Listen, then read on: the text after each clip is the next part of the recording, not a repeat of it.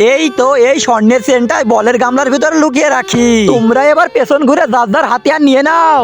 এই সাইডে সাইডে আমি এটা নিব। এই তো আমরা সবাই হাতিয়ার নিয়ে রেডি, এবার খেলা স্টার্ট করো। ঠিক আছে চম্পা, প্রথমে তুমি নাও। আরে এই দেখো রাজু, আজকে এই খাসার বলটা দিয়ে আমি সব বলগুলা গুছিয়ে নেব, আর স্বর্ণের চেনটা তো নিশ্চয়ই আমিই পাবো।